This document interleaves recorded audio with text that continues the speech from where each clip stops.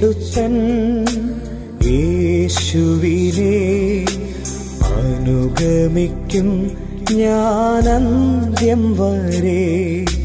കുരിശെടുത്തൻ യേശുവിനെ അനുഗമിക്കും ഞാനന്ത്യം വരെ. പലപ്പോഴും കർത്താവ് ആളുകളെ വിളിക്കുമ്പോൾ കർത്താവ് അങ്ങ് വിളിക്കുകയാണ് അല്ലേ, എന്നെ അനുഗമിക്കുക അല്ലേ. കർത്താവ് തന്റെ ശിഷ്യന്മാരെ എല്ലാം വിളിക്കുമ്പോഴത്തേക്ക് കർത്താവ് എന്നിട്ട് പറഞ്ഞു ഫോളോ മീ. പക്ഷെ ഇവിടെ കർത്താവ് ഇവനോട് അനുഗമിക്കാൻ പറയുന്നൊന്നുമില്ല. പക്ഷെ ഇവൻ ഓടി ചെന്നിട്ട് ഓഫർ ചെയ്യുകയാണ്, yes Lord, I want to follow you, I will follow you wherever you go. എവിടെയൊക്കെ നീ പോകുന്നോ അവിടെ എല്ലാം, നീ എവിടെ പോയാലും ഞാൻ നിന്നെ അനുഗമിക്കാം. ഇവന്റെ പ്രശ്നം എന്നാന്ന് ചോദിച്ചു കഴിഞ്ഞാൽ ശരിയായ ഒരു ഒരു തിരിച്ചറിവ് അവനുണ്ടായില്ല. അവൻ എവിടൊക്കെ അതായത് യേശു എവിടൊക്കെ പോകുമെന്നുള്ളത് അവൻ ഇതുവരെ കണ്ടിട്ടില്ല. അപ്പൊ കർത്താവ് ഇങ്ങനെ ചോദിച്ചു കാണും, ഇവിടെ എഴുതിയിരിക്കുന്നത് പോട്ടെ, നമ്മളിപ്പോൾ ആ ഭാവനയിൽ ആ കാര്യം കാണുക. കർത്താവിൻ്റെ അടുത്ത് പറഞ്ഞു, കർത്താവ് നീ എവിടെ പോയാലും ഞാൻ നിന്നെ അനുഗമിക്കാം. കർത്താവ് അവൻ്റെ അടുത്ത് ചോദിച്ചു, ഓക്കെ ഞാനൊരു ചോദ്യം ചോദിക്കട്ടെ, ഞാൻ എവിടൊക്കെ പോകുന്നത് നീ കണ്ടിട്ടുണ്ട്? ഉടനെ അവൻ പറയാം, നിനക്കറിയത്തില്ലേ, ഞാൻ ഈ 5 അപ്പം കൊണ്ട് 5000 പേരെ പോഷിപ്പിച്ചപ്പോൾ ആ 3ാമത്തെ പന്തിയുടെ 2ാമതിരുന്നത് ഞാനാ. നീ എവിടെ പോകുന്നുള്ളത് ഞാൻ കണ്ടിട്ടുണ്ട്. ഓക്കെ, വേറെ എവിടെ കണ്ടിട്ടുണ്ട്? ഒരു കാര്യം മറന്നുപോയി, അതിന് മുമ്പേ തന്നെ ഞാൻ നിന്നെ കണ്ടായിരുന്നു. കാനാവിലെ കല്യാണത്തിന് വന്നപ്പോഴേ ഞാനും ഉണ്ടായിരുന്നു അവിടെ. അപ്പൊ അത് ഞാൻ കണ്ടിട്ടുണ്ട്. പിന്നെ ചോദിച്ചു, പിന്നെ നീ എവിടെ എന്നെ കണ്ടിട്ടുണ്ട്? ലാസറിന്റെ കല്ലറയുടെ അവിടെ ഉയർപ്പിച്ചപ്പം ഞാനവിടെ ഇല്ലായിരുന്നു. പിന്നെ ഞാൻ 4 പേര് തട്ടുപൊളിച്ച് തളർവാദക്കാരനെ കൊണ്ട് വന്നപ്പോൾ ഞാനവിടെ ഉണ്ടായിരുന്നു. അതൊക്കെ കണ്ട് ഞാനിങ്ങനെ കോരിത്തരിച്ചു പോയില്ലേ? കർത്താവ് ചോദിച്ചു, ഞാൻ എവിടൊക്കെ പോകുമെന്നാ, ഇനി എവിടൊക്കെ പോകുമെന്നാ നിന്റെ ചിന്ത? എവിടൊക്കെ പോകാനാ? ഇതുപോലുള്ള സ്ഥലങ്ങളിലായിരിക്കും നീ പോകുന്നല്ലേ? അതുകൊണ്ട് കർത്താവ് പറഞ്ഞു, അല്ല, ഞാൻ ഇപ്പൊ പോകുന്ന വേറെ സ്ഥലത്തോട്ടാ. എവിടെ? ഞാൻ വരാം. പക്ഷെ ഞാൻ പോകുന്ന സ്ഥലം എന്ന് പറയുന്നത് കാൽവറി എന്ന് പറയും. അവിടെ ഞാൻ ചെന്ന് കഴിഞ്ഞാൽ എനിക്ക് തല ചായ്പാൻ ഇടമില്ലാത്ത ഒരു സ്റ്റേജാണ്. ക്രൂശിലേക്കാണ് ഞാൻ പോകുന്നത്. വരുന്നുണ്ടോ എൻ്റെ കൂടെ? എൻ്റെ കൂടെ നീ വരുന്നുണ്ടോ? അവൻ്റെ പൊടി പോലും പിന്നെ കണ്ടില്ല.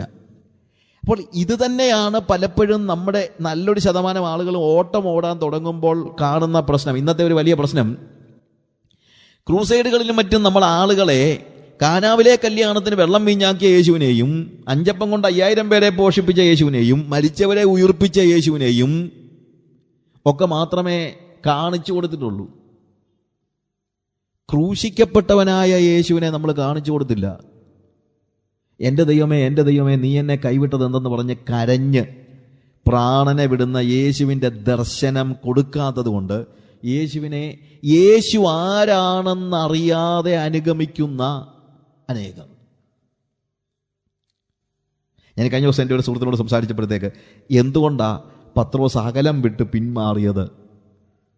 അകലം വിട്ട് യേശുവിനെ അനുഗമിക്കുന്നതിൻ്റെ കാര്യം പറഞ്ഞല്ലോ. എന്തുകൊണ്ടാണ് യേശുവിനെ അവൻ തള്ളി പറഞ്ഞത് എന്ന് ചോദിച്ചാൽ, എൻ്റെ സുഹൃത്ത് പറഞ്ഞ കാര്യം, ഇപ്പോഴവൻ യേശുവിനെ ശരിക്കും മനസ്സിലായത്, അതുകൊണ്ടാണ് തള്ളി പറഞ്ഞത്, വേറെ കാര്യമൊന്നുമില്ല. ഇതുവരെയും യേശു ആരാണ് എന്നുള്ളത് കൃത്യതയോടുകൂടെ പത്രോസ് മനസ്സിലാക്കിയിരുന്നില്ല.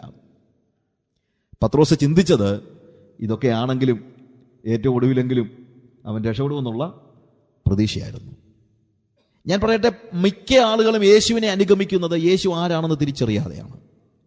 അതുകൊണ്ടാണ് ഈ ക്രൂസൈഡിനോടുള്ള എനിക്കുള്ള ഏക വിരോധവും. ക്രൂസൈഡുകളിലൊന്നും ക്രോസ് പ്രസംഗിക്കുന്നില്ല. ഞാൻ ചിലപ്പോൾ പറയാറുണ്ട്, ക്രൂസൈഡ് എന്ന് പേരേ ഉള്ളൂ. ക്രൂസൈഡ് എന്ന് പറഞ്ഞു കഴിഞ്ഞാൽ ക്രൂശ് അവിടെ പ്രസംഗിക്കണം. ഇതിൻ്റെ പേര് വല്ല ക്രൗണൈഡെന്നോ വല്ലതും ആക്കണം. കാര്യം പ്രസംഗിക്കുന്നത് ക്രൗണിനെ കുറിച്ച് മാത്രമാണ്, കിരീടം കിട്ടുന്ന കാര്യം മാത്രമേ പറയുന്നുള്ളൂ. പ്രിയമുള്ളവരെ, ഈ മിസ്റ്റർ സൂപ്പർ ഫാസ്റ്റിനെ കാണാനില്ല. എന്തുകൊണ്ടാണെന്നറിയാമോ? അവൻ കോസ്റ്റ് അറിഞ്ഞപ്പോൾ അത് കൊടുക്കാൻ മനസ്സില്ലാത്തവനായി, കഴിവില്ലാത്തവനായല്ല, മനസ്സില്ലാത്തവനായി മടങ്ങിപ്പോയി.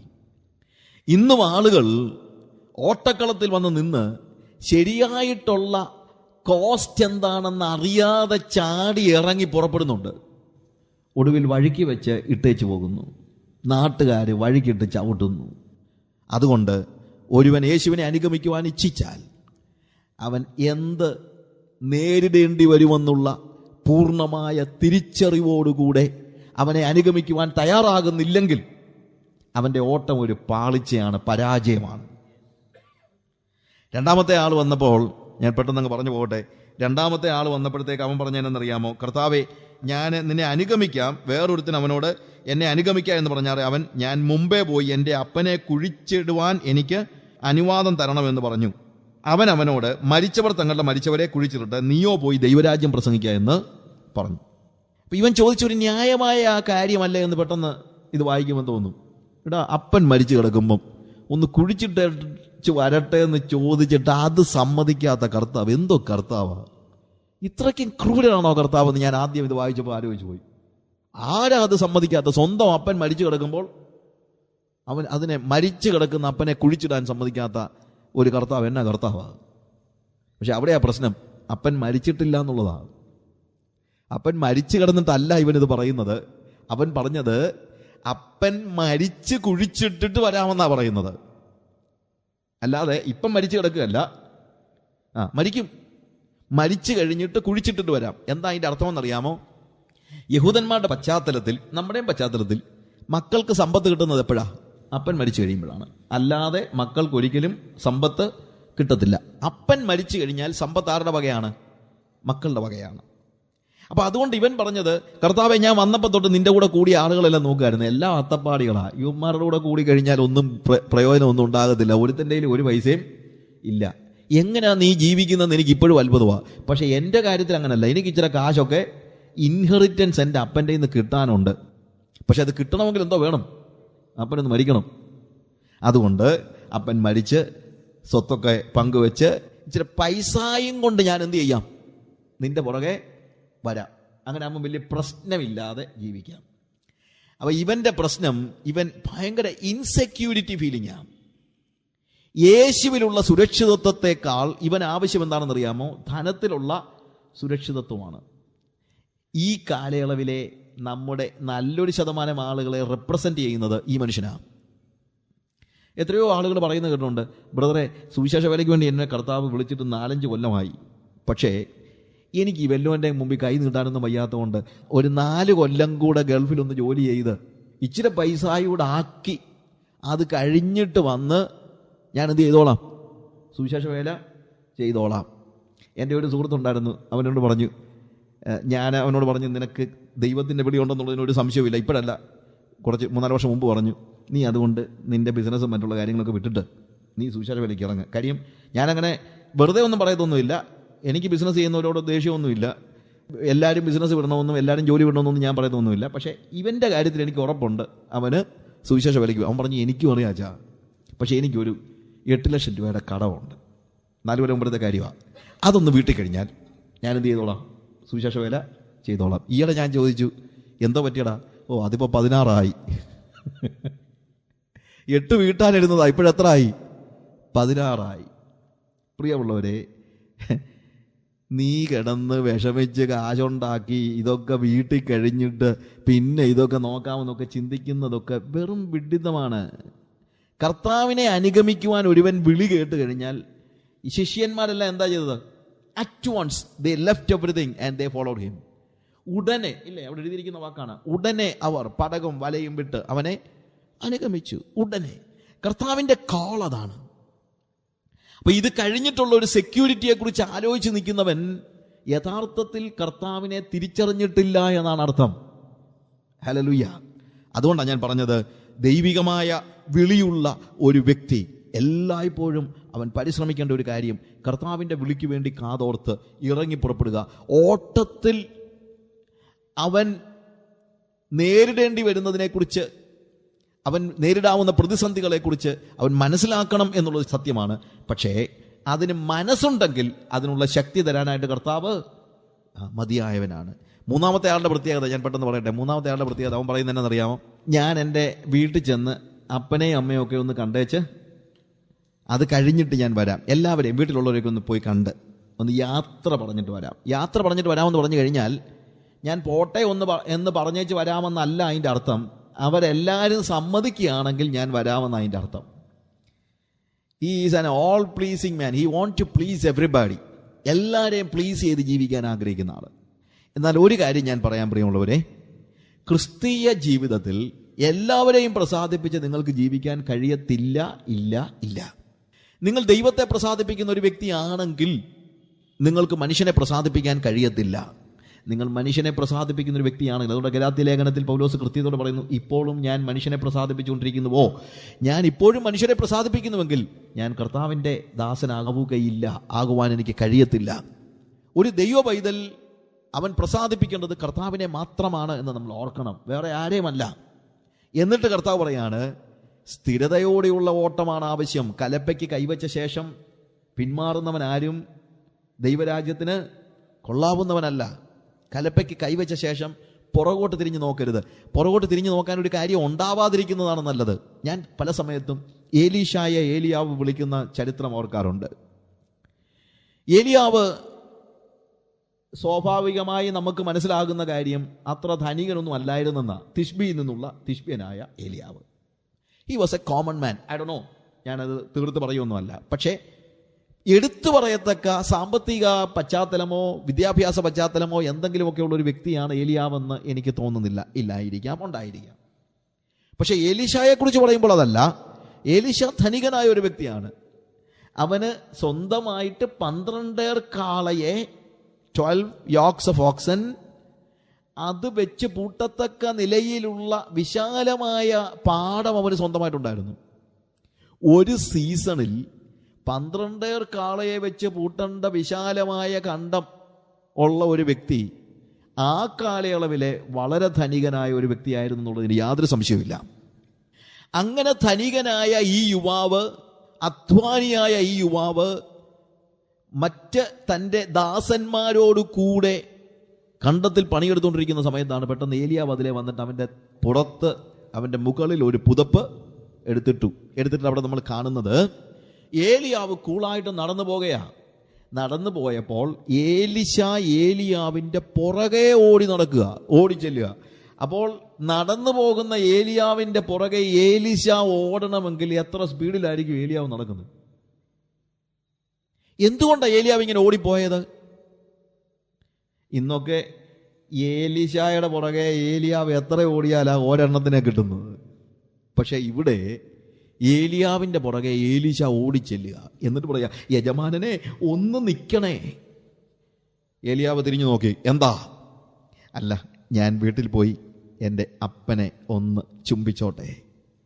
ഏലിയാവിൻ്റെ മുഖം കൂടുതൽ ഗൗരവപൂർണമായി. ഏലിയാവ് പറഞ്ഞു, ഓക്കെ ചെയ്തോ, പക്ഷേ ഞാൻ നിനക്ക് എന്ത് ചെയ്തു എന്നുള്ളത് നീ മറന്നു പോകരുത്, ഓർക്കണം. എന്തോ ഇത്ര വലിയ കാര്യം ചെയ്തത്? ഒരു പുതപ്പ് ദേഹത്തിട്ടു, അല്ലാതെന്താ? പക്ഷെ ആ പുതപ്പ് എന്ന് പറയുന്നത് അധികാരത്തിൻ്റെ സിമ്പലാണ്. അന്നു മുതൽ ഏലീശ ഏലിയാവിൻ്റെ അധികാരത്തിന് കീഴിലാണ്. പിന്നെ അവനൊന്നും സ്വന്തമായിട്ട് ആലോചിക്കാൻ കഴിയത്തില്ല, ഒന്നും അവൻ്റെ മനസ്സിലില്ല. ഇനി സ്വന്തം അപ്പനെ ചുംബിക്കണമെങ്കിൽ ഏലിയാവിൻ്റെ അനുവാദം അവന് അത്യാവശ്യമാണ്. പ്രിയമുള്ളവർ, ഇതുപോലെ നമ്മൾ യേശുവിനെ അനുഗമിക്കുന്നത്. യേശുവിനെ അനുഗമിക്കുന്ന ഒരു വ്യക്തി സ്വന്തം പിതാവിനെ ചുംബിക്കണമെങ്കിൽ യേശുവിൻ്റെ അനുവാദം വാങ്ങിക്കുന്ന അത്ര ഗാഢമായ ഒരു അധീനതയിലേക്കാണ് കടന്നു കയറുന്നത് എന്നുള്ളത് മറന്നു പോകരുത്. അവൻ എന്ത് ചെയ്തു? അവൻ തിരികെ വന്ന് അവൻ പൂട്ടിക്കൊണ്ടിരുന്ന കലപ്പ വെട്ടിക്കീറി, കാളയെ അറത്തു, വലിയൊരു വിരുന്നൊരുക്കി, ഒരു മിഷനറി ഫീസ്റ്റ്. എല്ലാവരും വിളിച്ചു കൂട്ടിട്ട് പറഞ്ഞു, come on, let's enjoy, let's celebrate. നമുക്ക് ഇതൊരു ആഘോഷമാണ്. എന്താഘോഷം? നിങ്ങൾക്കറിയാമോ? ആയിക്കോട്ടെ, ബെറ്റർ ജോബ്, എനിക്കൊരു വലിയ ജോലി കിട്ടി. എന്തോ ജോലിയാണെന്നുള്ളത് ഞാൻ പിന്നെ ആലോചിച്ച് നോക്കിയിട്ടുണ്ട്. എന്തോന്നറിയാമോ? ഏലിയാവ് മരിച്ചു കഴിഞ്ഞിട്ട് രാജാവിന് ഒരാവശ്യം ഉണ്ടായപ്പോൾ ഒരു പ്രവാചകനെ തിരക്കി ആരെങ്കിലും ഉണ്ടോ എന്ന് ചോദിച്ചപ്പോൾ ഒരാൾ പറഞ്ഞതെന്നറിയാമോ? ഏലിയാവിൻ്റെ കൈക്ക് വെള്ളം ഒഴിച്ചു കൊടുത്ത ശാഫാന്റെ മകൻ ഏലീശ ഇവിടെ ഉണ്ട്. അന്ന് തൊട്ട് ഏലീശയുടെ ജോലി എന്താ? ഏലിയാവിൻ്റെ കൈക്ക് വെള്ളം ഒഴിച്ചു കൊടുക്കുക. ആ ജോലി കിട്ടിയപ്പോൾ ഒരു വലിയ ഫീസ്റ്റ് നടത്തിയിട്ട് ഏലീശ പറയുകയാണ്, എനിക്കൊരു വലിയ ഉദ്യോഗം കിട്ടി. അതിനെന്തിനാടാ ഈ കലപ്പയൊക്കെ വെട്ടിക്കീറി കളയുന്നത്? ഇനി ഇങ്ങോട്ട് തിരിച്ചു വരുന്ന പ്രസ്ഥാനം ഉദിക്കുന്നില്ലെന്നേ, അതുകൊണ്ടാ, വേറെ കാര്യമൊന്നുമില്ല. ഇനി ഞാൻ ഇങ്ങോട്ട് തിരിച്ചു വരുന്ന പ്രസ്ഥാനം ഉദിക്കുന്നില്ല. ഇനി എനിക്കിതിനെക്കുറിച്ച് ആലോചിച്ചിട്ട് കാര്യമില്ല. ഈ കലപ്പയും കാളയും ഇനി എൻ്റെ ജീവിതത്തിൽ എനിക്ക് ആവശ്യം ഉണ്ടാകത്തില്ല എന്നുള്ള പൂർണ്ണമായ ഉറപ്പ് എനിക്ക് ഉണ്ട്. പ്രിയമുള്ളവരെ, യേശു കർത്താവിൻ്റെ രാജ്യത്തിലേക്ക് അവൻ്റെ പ്രജയായി പ്രവേശിക്കുന്ന ഒരു വ്യക്തി ലോകത്തിലെ അവൻ്റെ കലപ്പയും കാളയും ഒക്കെ വെട്ടി നുറുക്കിയിട്ട് വേണം പോകാൻ. പിന്നെ ഒരിക്കലും അവന് മടങ്ങി വരാനായിട്ട് ആഗ്രഹമില്ല. അവനങ്ങനെ ഒരു ചിന്തയില്ല, അവൻ അതിനെക്കുറിച്ച് ആലോചിക്കത്തില്ല. അങ്ങനെയുള്ള ഒരു വ്യക്തിക്ക് മാത്രമേ ഓട്ടം സ്ഥിരതയോടെ ഓടുവാൻ കഴിയത്തുള്ളൂ. എന്തുകൊണ്ടാണ് ആളുകൾ വീണ്ടും പഴയ കാലത്തെക്കുറിച്ചും പഴയ കാലത്തിലേക്കുള്ള മടങ്ങിപ്പോക്കിനെ കുറിച്ചും ആലോചിക്കുന്നതെന്നറിയാമോ? ഒറ്റ കാര്യമേ ഉള്ളൂ. എന്താ? കലപ്പ അവിടെ ബാക്കി വെച്ചിട്ടുണ്ട്, കാള അവിടെ ഇപ്പോഴും നിപ്പുണ്ട്. വേണ്ടി വന്നാൽ ലോകത്തിലേക്ക് മടങ്ങിപ്പോകാൻ ഉള്ള പഴുതൊരുക്കിയിട്ടിട്ടാ പല ആളുകളും ഓട്ടക്കളത്തിലേക്ക് പ്രവേശിച്ചത്. തിരിച്ചു ചെന്നാലും പേര് വെട്ടണ്ട കേട്ടോ, പള്ളിയിലെ പേരങ്ങനെ വെട്ടണ്ട, കിടക്കട്ടെ, തിരിച്ചു വല്ലതും വരേണ്ടി വന്നാലോ എന്ന് പറഞ്ഞു പോരുന്നവൻ ഒരിക്കലും സ്ഥിരതയുള്ള ഓട്ടക്കാരൻ അല്ല.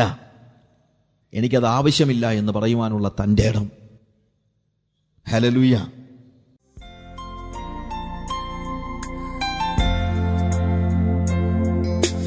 കുരിശെടുത്തൻ യേശുവിനെ അനുഗമിക്കും ഞാൻ അന്ത്യം വരെ. കുരിശെടുത്തൻ യേശുവിനെ അനുഗമിക്കും ഞാൻ അന്ത്യം വരെ.